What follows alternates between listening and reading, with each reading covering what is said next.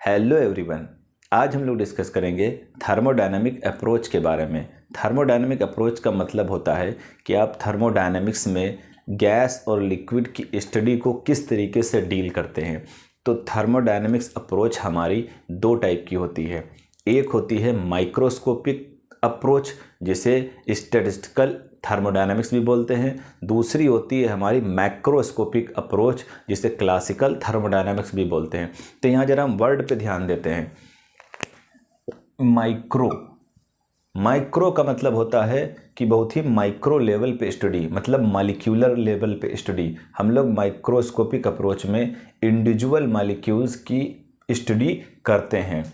Macro का मतलब होता है थोड़ा बड़े लेवल पे स्टडी, मतलब हम बहुत बारीक लेवल पे, माइक्रो लेवल पे नहीं जाते हैं, हम पूरे मास की एक साथ स्टडी कर लेते हैं।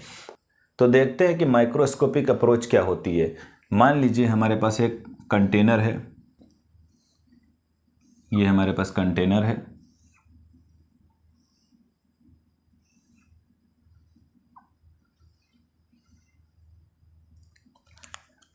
इसके अंदर गैस भरी हुई है, ढेर सारी गैस है।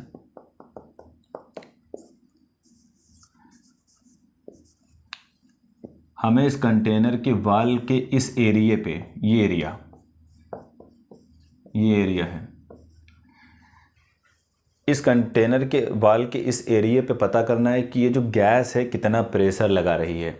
तो हम लोग पहले इसको माइक्रोस्कोपिक अप्रोच से स्टडी करते हैं कि भाई ये जो एरिया है इस पे ये गैस कितना प्रेशर लगा रही है। तो जब हम माइक्रोस्कोपिक अप्रोच लगाएंगे तो हमें देखना पड़ेगा कि भाई ये जो पहला मॉलिक्यूल है, ये वाला, ये यहाँ से आके टकरा रहा है, इसके मोमेंटम में कितना चेंज हो रहा है, मतलब ये मॉलिक्यूल्स है, इसका कुछ मास होगा।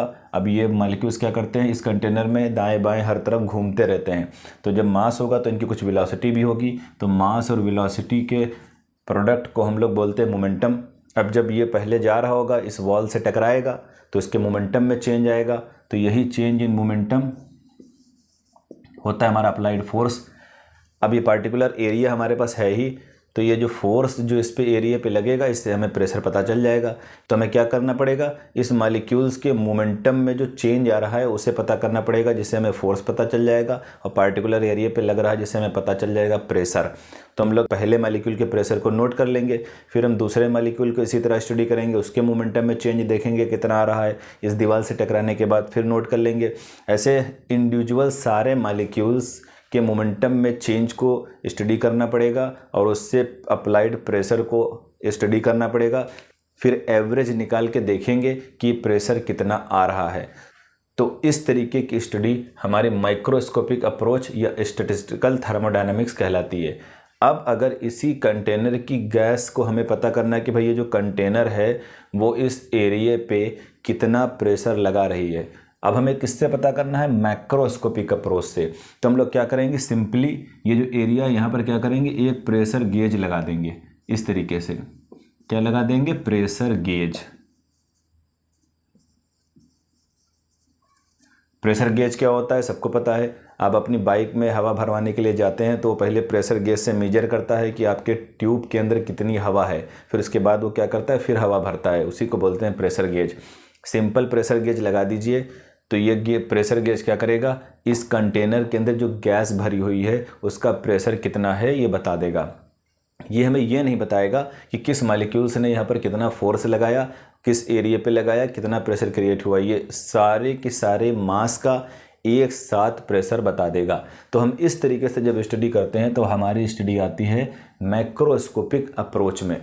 तो अब ये क्वेश्चन उठता है कि माइक्रोस्कोपिक अप्रोच कहाँ यूज़ होती है। तो जब हम रॉकेट या फिर स्पेस शटल की स्टडी करते हैं तो हमारे लिए माइक्रोस्कोपिक अप्रोच बहुत ही इम्पॉर्टेंट हो जाती है। ऐसा क्यों होता है, क्योंकि हमें पता है क्योंकि जब हम रॉकेट को या स्पेस शटल को लॉन्च करते हैं तो वो एटमॉस्फेयर से ऊपर जाता है, यानी स्पेस में जाता है। और हमें ये भी पता है कि जब हम स्पेस में ऊपर की तरफ जाते हैं तो एयर की डेंसिटी कम होती चली जाती है, मतलब मॉलिक्यूल्स कम होते चले जाते हैं।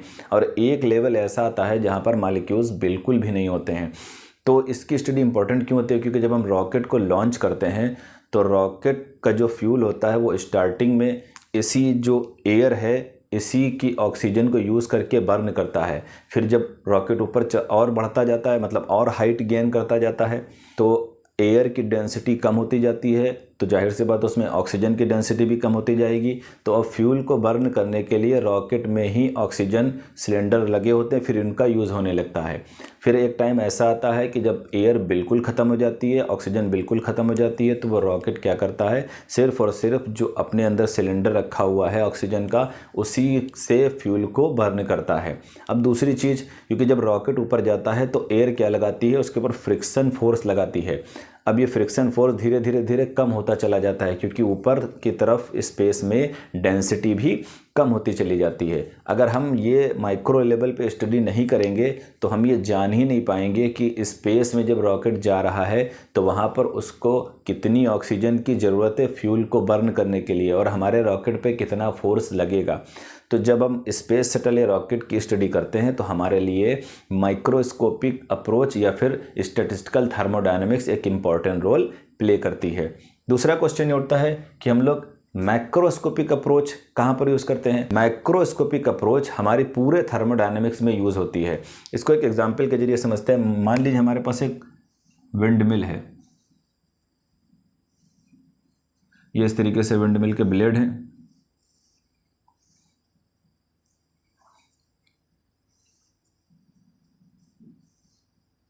ये लगे हुए हैं। हमें पता है कि विंड मिल का काम क्या होता है। विंड मिल का काम होता है कि जो एयर फ्लो हो रही है उसकी एनर्जी का यूज़ करके इन ब्लेड को रोटेट कराना और वर्क प्रोड्यूस करना, और उस वर्क से इलेक्ट्रिसिटी जनरेट करना। अब क्या है, ये ब्लेड से एयर टकराएगी, एयर फ्लो हो रही है एटमॉस्फेयर में, एयर इससे टकराएगी, इससे टकराएगी, इससे भी टकराएगी, इस ब्लेड से भी टकराएगी। मान लीजिए इस ब्लेड से 5 kg/s एयर टकरा रही है, इससे भी इतनी टकरा रही है, इससे भी इतनी टकरा रही है। अब इसने इसको रोटेट कराया, जब रोटेट हुआ तो हमने माना कि जो ये वर्क डन प्रोड्यूस हो रहा है वो 500 जूल हो रहा है। इसके रोटेट होने से 500 जूल वर्क प्रोड्यूस हो रहा है। तो हम यहाँ पर ये जानने के लिए इंटरेस्टेड नहीं है कि ये जो एयर फ्लो हो रही है उसके किस मॉलिक्यूल्स ने कितना फोर्स लगाया, हमें इससे मतलब नहीं है। एयर का एक मास आया 5 kg/s के हिसाब से, वो इससे टकराया, इसने इसको रोटेट करा दिया, हमें 500 जूल वर्क मिल गया। तो जब हम पूरे मास की स्टडी करते हैं, इंडिविजुअल मॉलिक्यूल की स्टडी नहीं करते हैं, तो वो स्टडी हमारी आती है माइक्रोस्कोपिक अप्रोच में। तो उम्मीद करते हैं कि ये दोनों अप्रोच आपको अच्छे से समझ में आ गई होंगी। तो हम लोग अब अपनी पूरी थर्मोडायनेमिक्स में माइक्रोस्कोपिक यानी क्लासिकल थर्मोडायनेमिक्स की स्टडी करेंगे, और ये जो माइक्रोस्कोपिक अप्रोच यानी स्टैटिस्टिकल अप्रोच है, इसकी स्टडी हमारे सिलेबस में नहीं है। मतलब इसकी स्टडी बहुत ही हायर लेवल पे है। तो हम लोग अब सारी की सारी स्टडी इस पे फोकस रखेंगे। तो इससे हमें ये जानना टॉपिक इसलिए ज़रूरी था कि अगर हमें पता ही नहीं होगा कि हम किस थर्मोडायनेमिक्स अप्रोच का इस्तेमाल कर रहे हैं, हमारी स्टडी माइक्रो लेवल पे है या फिर हमें इंडिविजुअल पार्टिकल की स्टडी कर रहे हैं या फिर हम पूरे मास की स्टडी कर रहे हैं, तो हमें पता होना ज़रूरी है। तो यहाँ हमारा लेक्चर कंप्लीट हुआ। तो कैसे लग रहे हैं आपको लेक्चर, ये कमेंट बॉक्स में मेंशन करिएगा और अपने दोस्तों को शेयर करिए, जैसे नॉलेज उन तक भी पहुँचे। अगर आपको लेक्चर अच्छे लग रहे हैं तो हमारे चैनल को लाइक और सब्सक्राइब करें। Thanks for watching.